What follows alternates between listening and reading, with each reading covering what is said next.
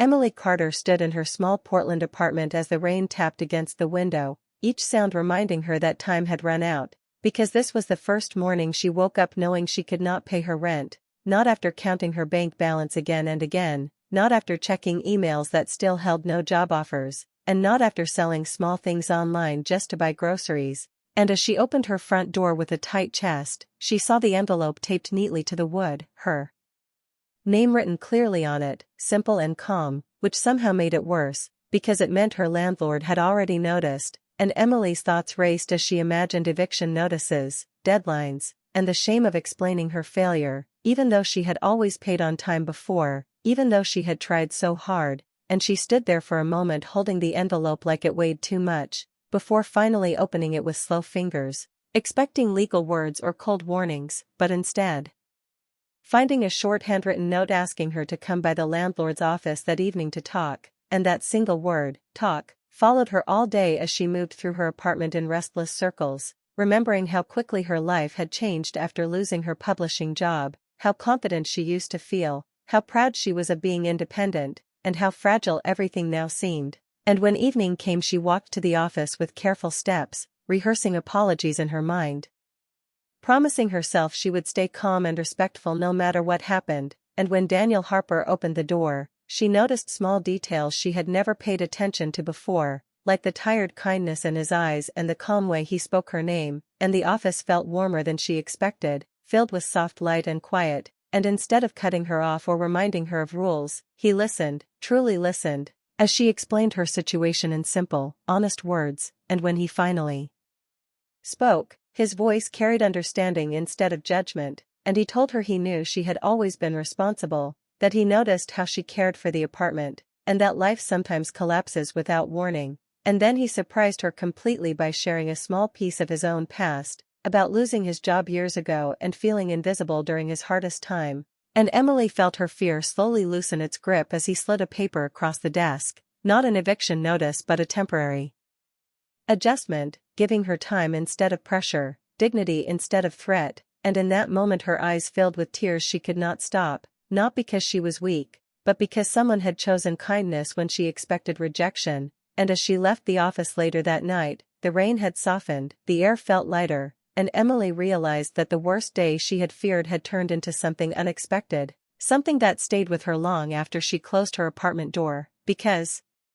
what her landlord had done was not just about rent, it was about seeing her as a person, and that quiet act of understanding changed the way she looked at everything that followed. Emily left Daniel's office that evening with her thoughts racing, because the paper he gave her did more than delay rent, it changed the weight on her chest, and the days that followed moved faster than she expected as she threw herself into job searching with new energy, waking early, sending resumes, attending interviews, and slowly rebuilding her confidence. And during that time she began to notice Daniel in ways she never had before, not because she was looking for him, but because he was always quietly present, fixing small things around the building, checking in on tenants with a calm smile, and treating everyone with steady respect. And when they crossed paths, their conversations grew longer without effort, talking about books, past mistakes, and the strange ways life changes direction without warning. And Emily felt safe speaking honestly around him, admitting fears she usually hid, while Daniel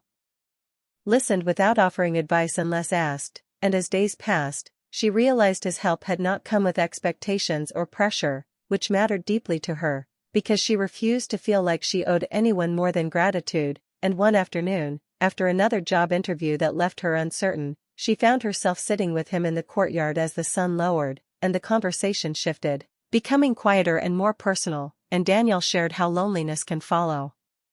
responsibility, how being seen as the one in control often leaves little room to be understood, and Emily felt a soft connection forming, not sudden or dramatic, but real and grounded, and yet that connection confused her, because she respected him and feared misreading kindness as something else, and the uncertainty stayed with her until one evening when she finally asked the question that had been growing inside her, whether his support came from pity or care, and Daniel answered with clarity and care, telling her that help given with respect should never trap someone in debt or obligation, that he cared because he chose to know her as a person, not because she struggled, and he made it clear that her comfort and independence mattered more than any feeling he might carry. and hearing that gave Emily something rare, a sense of control over her own story again, and as they parted that night, she walked back to her apartment aware that something important had shifted, not into romance yet, not into certainty, but into trust, and that trust settled quietly in her heart, steady and warm, setting the stage for choices she had not yet made but was finally strong enough to face. As the weeks passed, Emily found herself noticing Daniel in ways that surprised her, not because she planned to, but because his presence became a quiet part of her days, whether it was seeing him fix a broken step for a tenant without being asked, carrying groceries for someone struggling, or simply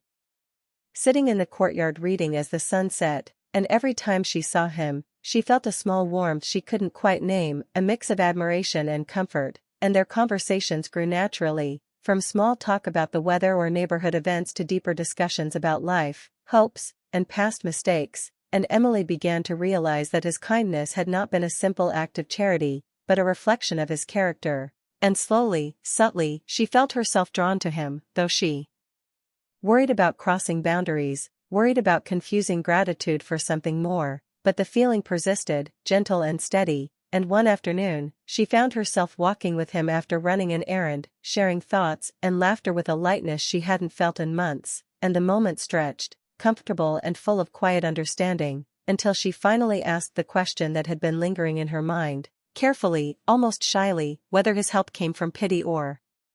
genuine care, and Daniel paused, giving her space, and then answered with honesty, explaining that he helped because it was the right thing to do and that he cared because he had taken the time to know her, not because she had struggled, and he emphasized that he would never want her to feel trapped or indebted, and hearing that, Emily felt a mixture of relief and something else, something warm and unfamiliar, and that night, back in her apartment, she realized that the bond between them had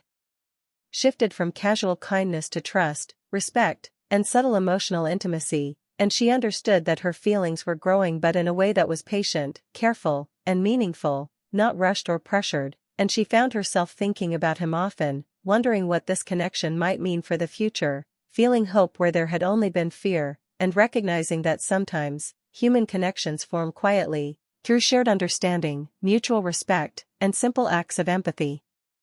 And in that realization, Emily discovered that her life, even in moments of uncertainty and struggle, could hold unexpected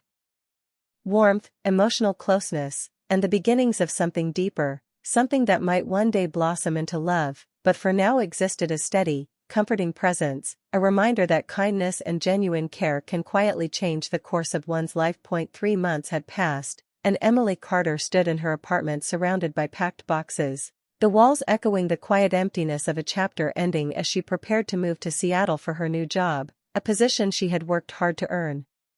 And though she felt excitement, there was a bittersweet ache in leaving Portland, her apartment, and Daniel Harper, the landlord who had changed more than just her financial worries, because over those months, their casual interactions had grown into a steady connection, filled with laughter, understanding, and moments of shared vulnerability. And as she handed him the envelope containing her full rent, she felt the weight of gratitude mixed with an unspoken tension, the kind that comes from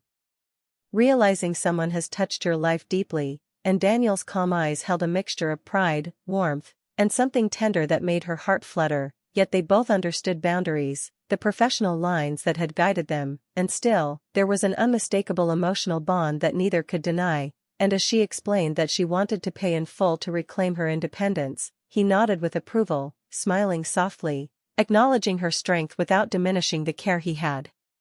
shown, and when Emily hesitated at the doorway, asking carefully if they could stay in touch now that their landlord-tenant relationship was ending, Daniel's slow, sincere smile reassured her, and he gave her his number with a quiet suggestion that he hoped they would, and they parted without rushing, without dramatic gestures, simply acknowledging a new beginning built on respect, kindness, and mutual trust. And as Emily closed the apartment door behind her, the emptiness felt different, it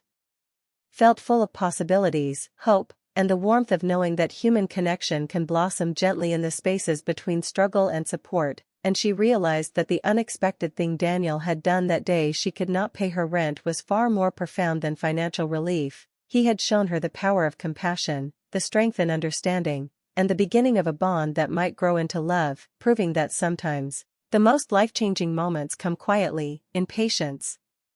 empathy, and the courage to care without expecting anything in return. And as she walked toward her future, heart full of gratitude and subtle anticipation, she carried with her the lesson that kindness can change lives and that the right people enter our lives at the exact moment we need them, creating moments that linger long after the doors close and the chapters turn.